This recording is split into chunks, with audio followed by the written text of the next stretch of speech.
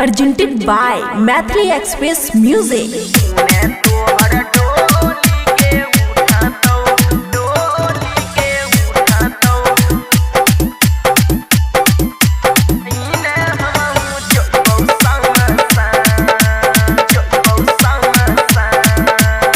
खुशी recording studio बलुआहा। तोरे गम में पिया छौड़ी अभी की बरंडा बगे चैन आगे तोरे गम में पिया छौड़ी अभी की बरंडा बगे चैन आगे उने तोहर डोली के उठा तो हम जइबौ समसान आगे उने तोहर डोली के उठा तो हम जइबौ समसान।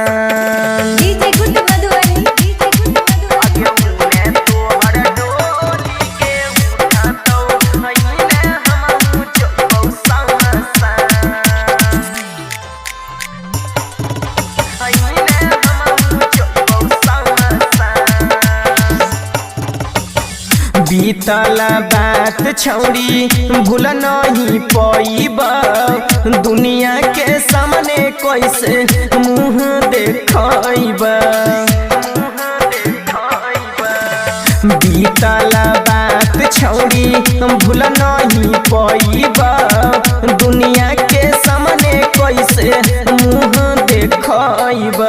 पढ़ै हलियै सुने के छौड़ी ये स्कूलब में गे जान आगे पढ़ै हलियै सुने गे छौड़ी ये कहीं स्कूलब में गे जान आगे उने तोहर डोली के उठतौ हम ने जइबौ समसान आगे उने तोहर डोली के उठतौ हम ने जइबौ समसान।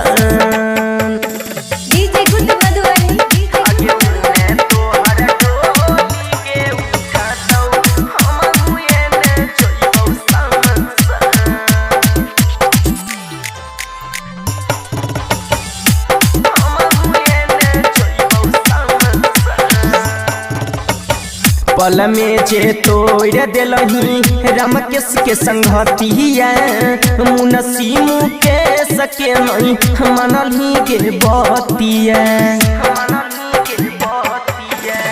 पल में जे तोड़ दिलही रमकेश के संगतिया मुनसी मुकेश के नहीं मनलही के बतिया।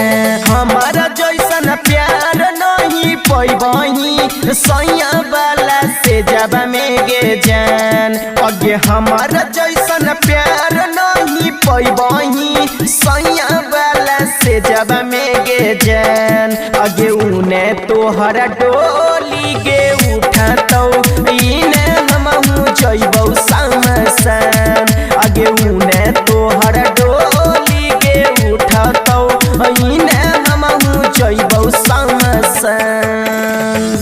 खुशी रिकॉर्डिंग स्टूडियो बलुआहा।